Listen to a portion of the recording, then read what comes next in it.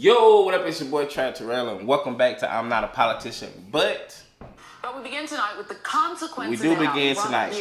Hold on. Because lately it doesn't seem like there have been many. Hold on, y'all. I don't know what's going on.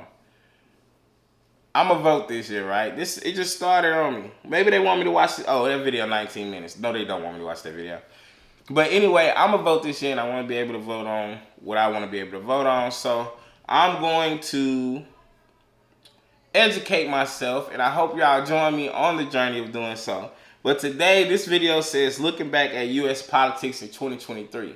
So hopefully this video can help me catch up and see what I'm missing and you know, catch me up. You feel what I'm saying? So I'm going to try to talk less possible in this video, 5-minute video. So I'm going to take a look at politics for 2023, and hopefully it can help me decide who to vote for 2024.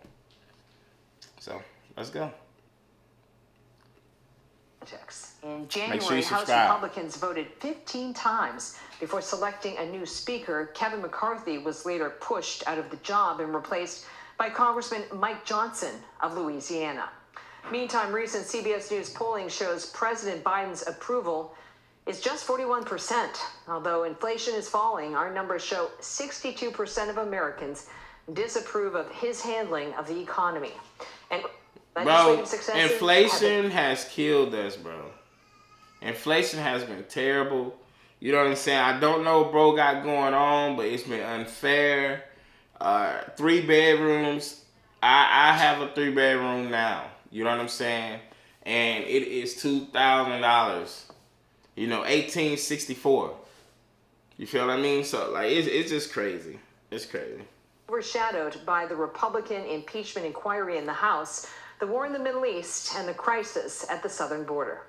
Also this year, 4 indictments were brought against former President Donald Trump, but he still holds a sizable lead in the race for the Republican presidential nomination.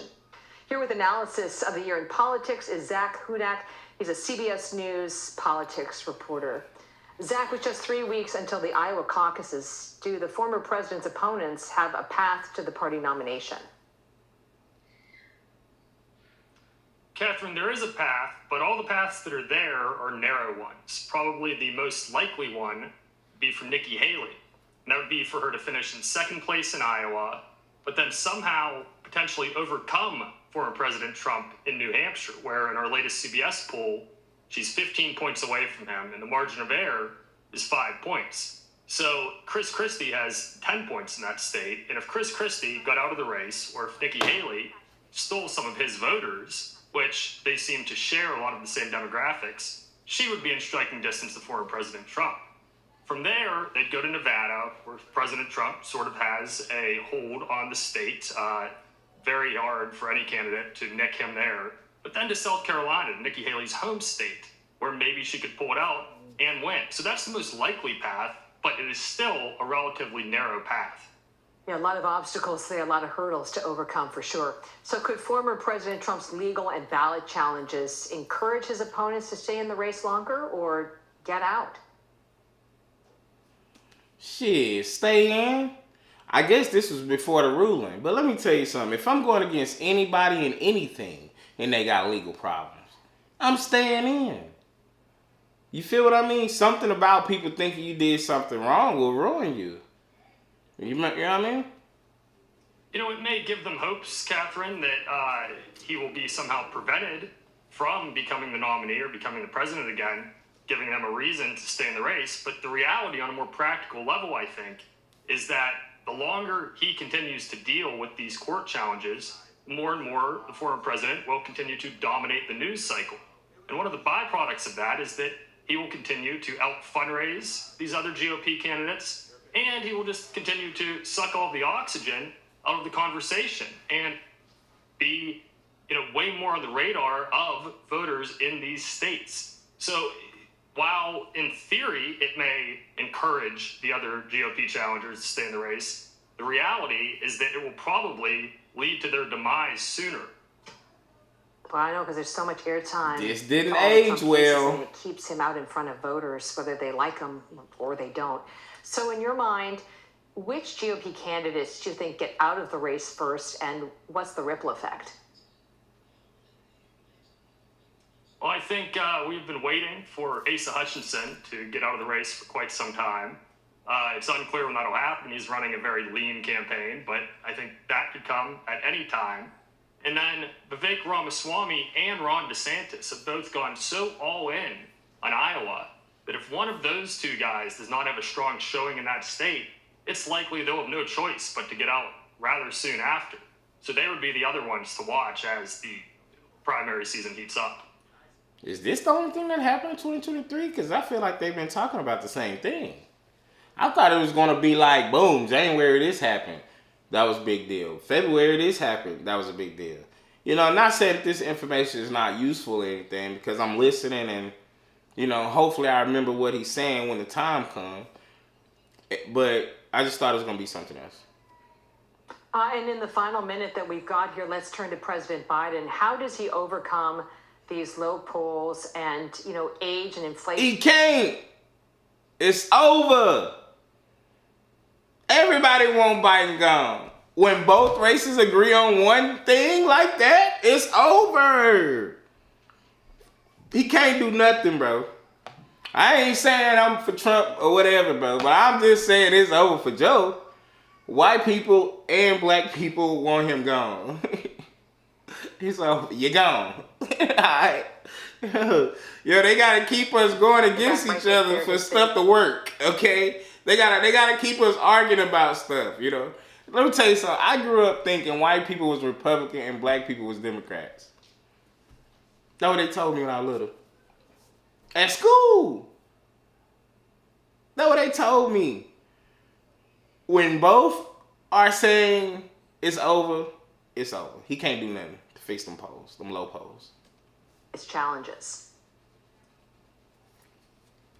They certainly are his biggest challenges. We see in poll after poll that Americans care more than anything right now about the economy and about high prices. And in some ways, the president and his administration have remedied those problems. They have brought down the rate of inflation. That's not something that Americans feel. They're still feeling prices continuing to go up. They are. Albeit at a slower rate. So that is a... And if they don't know that, then they're not in tune with the people. Because we do think prices going up. Milk is $5 sometimes. How does it cost 1 gallon of milk costs 2 gallons of gas? Almost 2 gallons of gas. Gas like $2.60, $2.68. Milk damn near $5. How do 1 gallon of milk that the kids eat cereal for 2 days, it is gone? If you cook anything, hamburger help, look, that's too high for fucking milk. When y'all out there doing them cows like that. That's a lot. You niggas ain't even spending no money to... Come on, man. That's a lot for some milk. And on the age topic, the Vice President, Kamala Harris, is not particularly popular, even among Democrats. Hell no. Look, I know it look like I'm just on here talking shit, and I hate it look like I'm talking shit about the Democrats and shit, because I ain't on nobody's side right now. But I'm just saying, bro, she dropped the ball.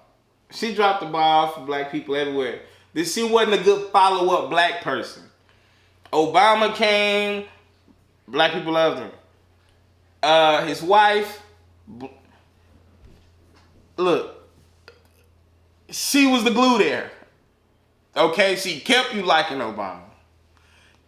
She was a bad follow-up for black people. We're not gonna have another one for at least. This is a setback. If you get in a position like that where black people will support you just off your race, do y'all remember when Obama ran for president? It was I was in college. College votes was like majority votes. Like it was the highest it ever been. Still the highest it ever been amongst young people. Everybody was voting off color. Just the first black president. It didn't fucking matter if they was 18, they was in there doing it. It didn't matter. You know what I'm saying? On the first go round for real. So it opened up a door and now she done got her ass in there and she lame as fuck. She lame. She be trying to be weird and she got this weird rhythm. She be trying to be black and it just shit ain't like, how can you just try to be? It just look weird and it's over for her too. Because like he said, she's not popular, bro. She's not popular. Ain't nobody. What show you done seen her on? What? Let me leave that lady alone. Even among Democrats. So y'all take this video and try to act like I'm out here on somebody's side. I ain't. I'm just janking. If some shit turn into somebody else, I'm gonna jank their ass. I'm like this. Okay. Creates a situation where they fear that if for some reason he cannot run, she will step in. So those are major hurdles that he needs to overcome. And I think what his campaign is trying to do is hammer home and really drive home to voters that Donald Trump is a dangerous potential person to be back in the White House, and that Joe Biden is the most likely person to keep him out of the White House. That was in many ways their message in 2020. I don't know if Trump a danger yet, but I damn sure know that Joe Biden don't need to be replacing nobody. You know what I'm saying? Because bro is, Donald Trump very old too though. Like he just not like old in spirit and body, and so he's in a ton of condition better.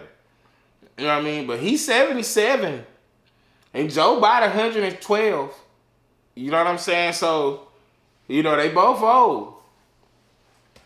They're reverting back to it because it was successful in 2020, and now they have more fuel to argue why Donald Trump would be dangerous.